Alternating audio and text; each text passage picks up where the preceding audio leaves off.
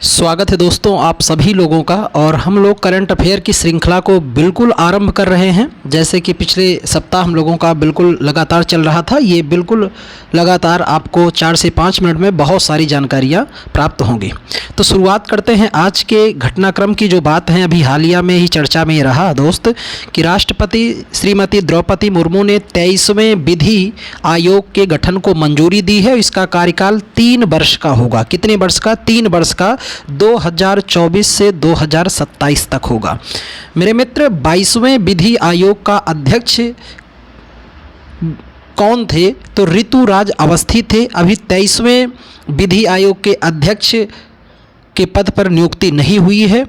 जब होगी तो उस नाम को भी हम लोग जानेंगे। बात करते हैं कि विधि आयोग जो है यह न्याय मंत्रालय के सलाहकार निकाय के रूप में काम करता है और इस विधि आयोग की स्थापना 1833 के चार्टर एक्ट के द्वारा 1834 में किया गया था। ध्यान में रखना, विधि आयोग की स्थापना 1833 के चार्टर एक्ट के द्वारा 1834 में किया गया था। इस विधि आयोग के पहले अध्यक्ष लॉर्ड मैकाले थे। लेकिन बात करें कि आज़ादी के बाद भारत के पहले विधि आयोग के अध्यक्ष कौन हुए? तो यमसी सीतलवाड़ 1955 में बने थे। और 22वें आपके सामने है ऋतुराज अवस्थी। तो ये तथ्य आपको ध्यान में रखना होगा। चर्चा करते हैं मेरे दोस्त। आज हम लोग भारतीय महिलाओं के उत्थान एवं सरकारी प्रयास जो सरकार की तरफ से किए गए थे, जैसे कि महिलाओं के लिए बेटी बचाओ बेटी पढ़ाओ योजना 22 जनवरी 2015 को ये सामाजिक और वित्तीय रूप से स्वायत्तता प्रदान करता है और लक्ष्य था। इसी के तहत उज्ज्वल भविष्य में शिक्षा प्रदान करना, लैंगिक भेदभाव को कम करना और शोषण से बचाना, ये बेटियों के प्रति सरकार का लक्ष्य था और इसी पहल से ये शुरू किया गया था। बात करते हैं हम लोग देश में कार्बन से मुक्त करने के लिए सरकार ने बहुत बड़ी पहल शुरू की थी, प्रधानमंत्री उज्ज्वला योजना 1 मई 2016 को। इसका उद्देश्य था स्वच्छ ईंधन बेहतर जीवन, महिलाओं को प्रदूषण से मुक्ति प्रदान करना था। बात करते हैं हम लोग सुकन्या समृद्धि योजना 22 जनवरी 2015 की। बेटी की शिक्षा विवाह हेतु पैसा इकट्ठा करने की एक पहल थी सरकार की।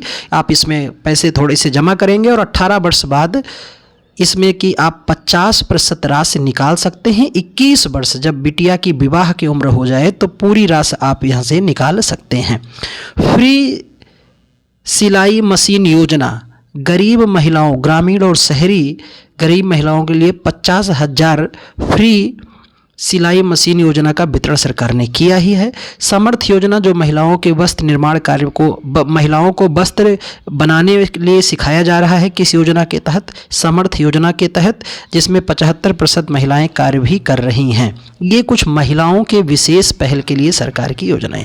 बात करते हैं दोस्त, अभी हाल में ही फ्रांस के प्रधानमंत्री के रूप में नियुक्त किया गया है मिशेल वार्नेनियर को। किसे? मिशेल वार्नेनियर को नियुक्त किया गया है। ये गैब्रियल एटल के स्थान पर आए हुए हैं।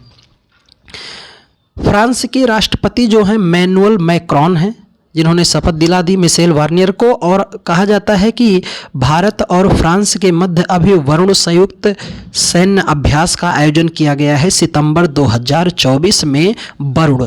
तो वरुण का आयोजन कहाँ किया गया है? ये भारत और फ्रांस के मध्य भूमध्य सागर में किया गया है।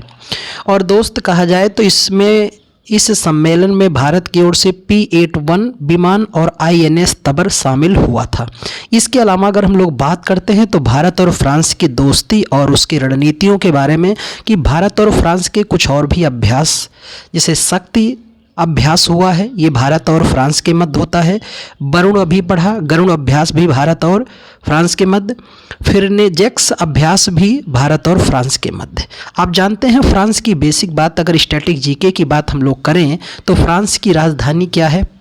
पेरिस है, जिसे सुरा और सुंदरियों का देश भी कहा जाता है फ्रांस को। और ये सीन नदी के किनारे स्थित है।